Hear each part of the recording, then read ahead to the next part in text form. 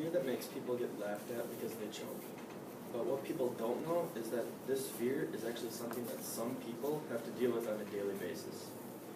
And when they figure out that it is real fear, they feel ashamed and start feeling sorry for making fun of it because they thought it couldn't be possible. And when you start listing off all the symptoms, they start to see that they actually have either a behavioral, psychological, and inward symptoms of shyness. But when you start to see that they are down, you will try to lift them back up by telling them how you can overcome shyness with just a few simple ways. Then when both of you are feeling happy, you can both go on with your life and remember that you helped someone with the fear that they thought they didn't have, or the thought of being helped of this fear that you now don't have to worry about in your life. When you hear the word outward, what do you normally think about?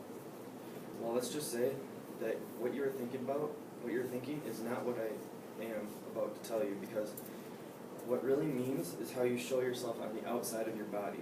In other words, how you can tell if you have symptoms of shyness due to what your body does normally when you do almost anything. Yeah, that's right. You can show signs of shyness in anything that you do, even if it's something that you just do on a normal day basis, like maybe driving your car or going up to driver's test, anything.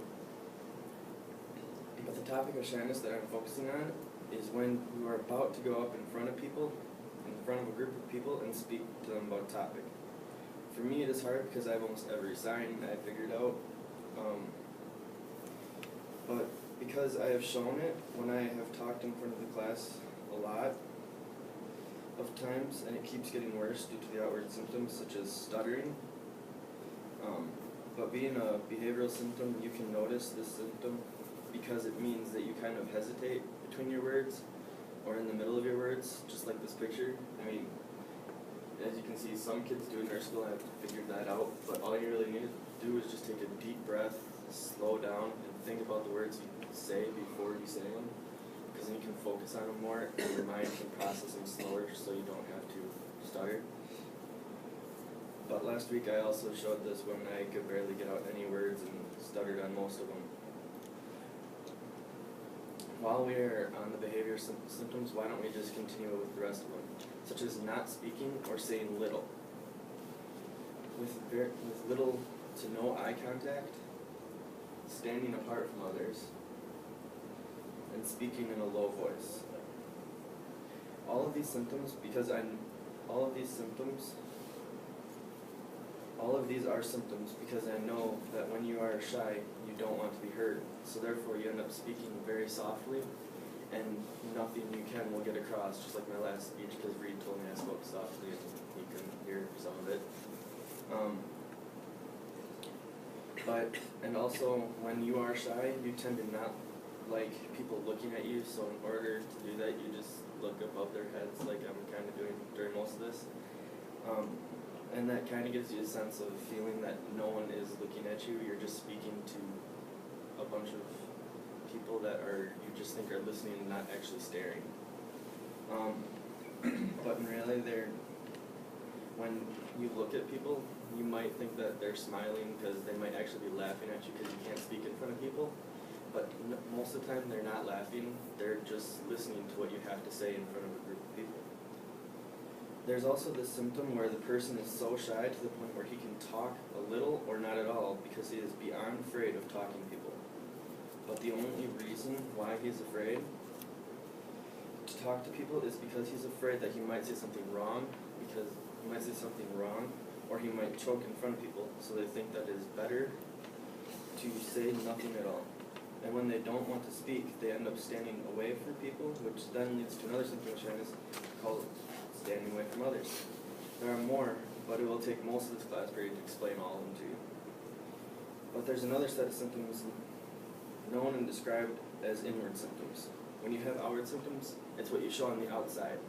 But on the inside, when you have like butterflies and you feel nervous, is what goes on the inside. When you are in front of people, or about to go out in front of people, you might feel these weird things that you have never experienced before,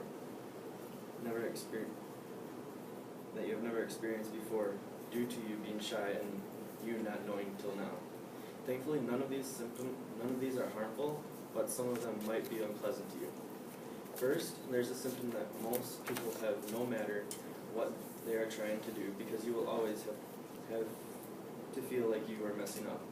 In other words, people have too much self-consciousness, because no matter how they are, they will pause and just say to themselves, don't mess up. But the more times you do that, you will more than likely mess up because you're thinking about not messing up. And for me, that's kind of what I do, and then the excessive worry symptom kicks in. Because you're so worried about messing up, you will eventually mess up at one point in time. And when you do, you will say to yourself, I hope they didn't notice. But in reality, they don't know what your original script is and what you're going to say, so how are they going to know?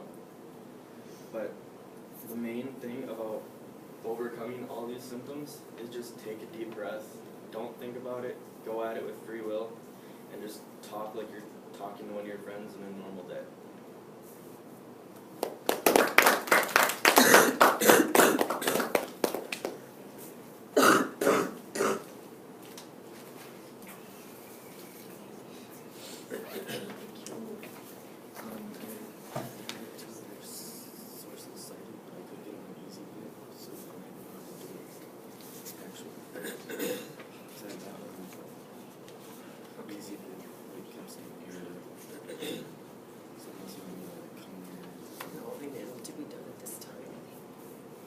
All right, give Morgan some feedback.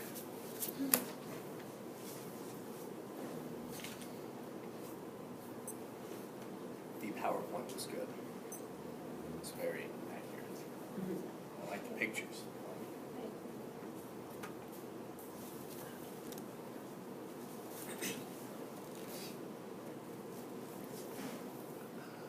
Any other feedback? I thought you did a good job explaining the different symptoms and how they relate. And how to try to deal with them.